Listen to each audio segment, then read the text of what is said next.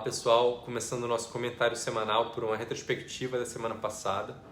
Nos Estados Unidos, os primeiros dados do mercado de trabalho da semana foram animadores.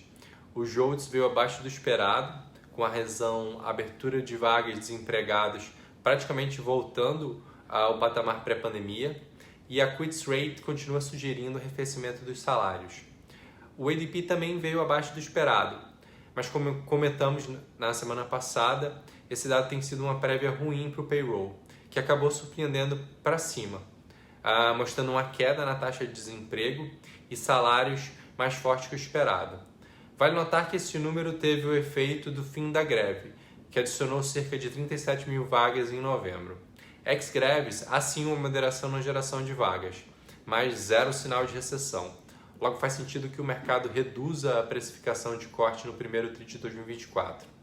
Por último, as expectativas de inflação do consumidor coletadas pela Universidade de Michigan mostraram uma forte queda na leitura preliminar de dezembro. Acho que o Fed curtiu essa. Indo para o Brasil, vimos o PIB do terceiro TRI surpreendendo positivamente. Chama atenção a força do consumo, que deve arrefecer nas próximas leituras com a moderação da renda. Por outro lado, a recuperação do crédito deve impedir uma queda mais acentuada. O investimento segue fraco, o que é razoável dado o estágio da política monetária. Só devemos ver alguma recuperação do investimento ao longo de 2024. De implicação para a política monetária, o resultado mais forte que o esperado deve limitar as apostas de aceleração no ritmo de corte para 75 bips. Por outro lado, não faz sentido achar que o Banco Central vai reduzir o ritmo agora, ou seja, segue o jogo. A semana em Brasília foi meio morta. Só faltam 2 semanas para o recesso parlamentar e essa semana deve ser fundamental para o governo. A expectativa é de votação da MP das subvenções do ICMS, com a alteração no mecanismo da JCP.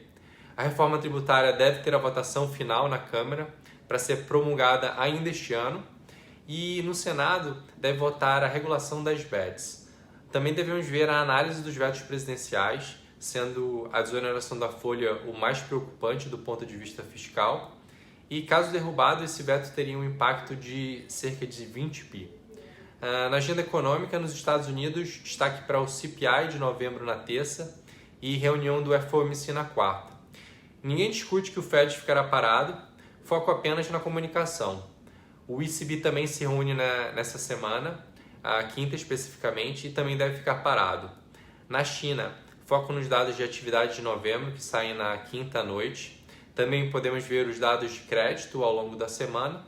No Brasil, também teremos dados de inflação e reunião do Banco Central. O IPCA de novembro sai na terça e deve continuar mostrando uma dinâmica benigna nos núcleos.